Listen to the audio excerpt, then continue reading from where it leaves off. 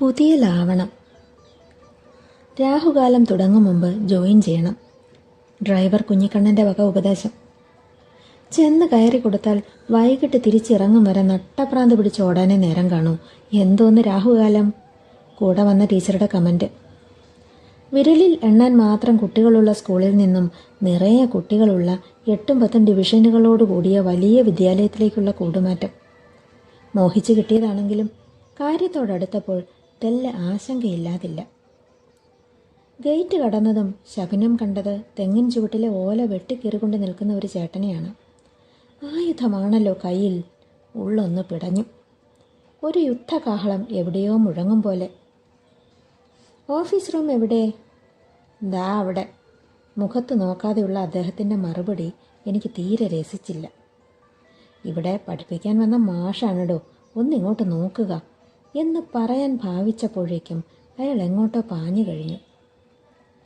അയാൾ കാണിച്ച കെട്ടിടത്തിലേക്ക് ചെന്നു. വാതിൽക്കൽ തന്നെ ചിന്താവിഷയം എഴുതിയ ഒരു ബോർഡ് കണ്ടു. എല്ലുമുറിയെ പണിതാൽ പല്ലുമുറിയെ തിന്നാം. ഈശ്വര, എല്ലും പല്ലും പോയത് തന്നെ. ആത്മഗതത്തോടെ അകത്തേക്ക് കയറി. ഹെഡ് മാഷ് റൂമിലില്ല. സാർ ഇപ്പോൾ വരും, ഇരുന്നോളൂ. ഡെപ്യൂട്ടി എച്ച്.എം ഹെഡ് മാഷിനെ തിരഞ്ഞ് പുറത്തിറങ്ങി. അലമാരയിലും കസേരയ്ക്ക് പിന്നിലെ ജനാലകളിൽ പോലും നിറഞ്ഞിരിക്കുന്ന ഷീൽഡുകളും ട്രോഫികളും. കൂടെ വന്നവരെ നോക്കി അഹങ്കാരത്തോടെ ഞെളിഞ്ഞായി എൻ്റെ നിൽപ്പ്.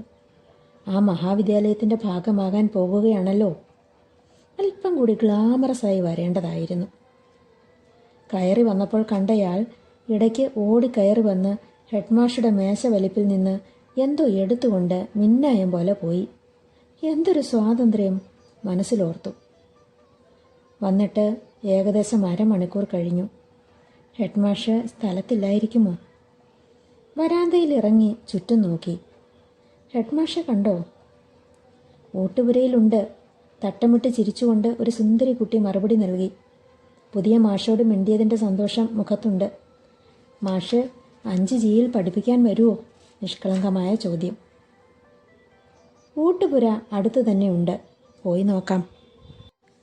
നാളെ മുതൽ ഇവിടെയെല്ലാം നിറഞ്ഞു നിൽക്കേണ്ട പ്രതിഭാസമാണല്ലോ ഈ ഞാൻ.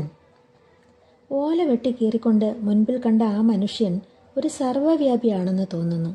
ഇവിടെയുമുണ്ട് ആശാൻ. ഓരോ കുട്ടിയോടും കുശലം പറഞ്ഞ് എത്ര വേണമെന്ന് നോക്കിക്കണ്ട് കറികളുടെ ഗുണമേന്മകൾ വിവരിച്ചുകൊണ്ട് ഒരു ഒന്നൊന്നര വിളമ്പൽ തന്നെ. നമ്മളൊന്നും വീട്ടിൽ പോലും മക്കൾക്ക് ഇങ്ങനെ വിളമ്പിയിട്ട് കാണില്ല.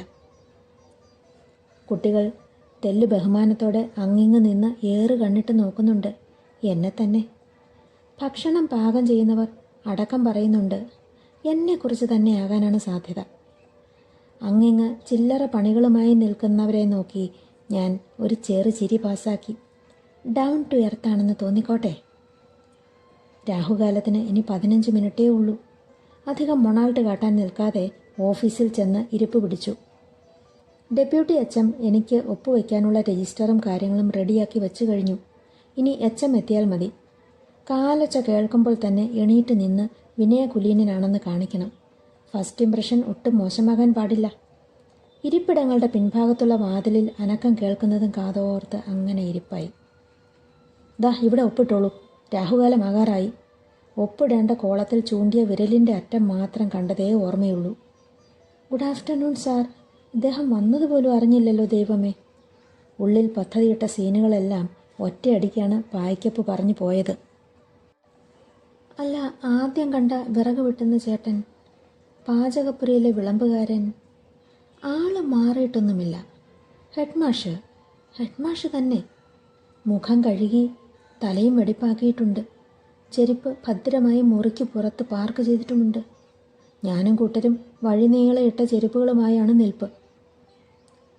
ഒപ്പുവച്ചതിനു ശേഷം പരിചയപ്പെടാമെന്ന് കരുതി മുഖമുയർത്തി നോക്കിയപ്പോഴേക്കും ഹെഡ്മാഷ് അപ്രത്യക്ഷനായി കഴിഞ്ഞിരുന്നു. മൈക്കിൽ കൂടി ഒരു അനൗൺസ്മെൻറ്റ് കേട്ടു. ഒപ്പുവച്ചോളൂ, രാഹുകാലം തുടങ്ങാറായി എന്ന് പറഞ്ഞ അതേ ശബ്ദം.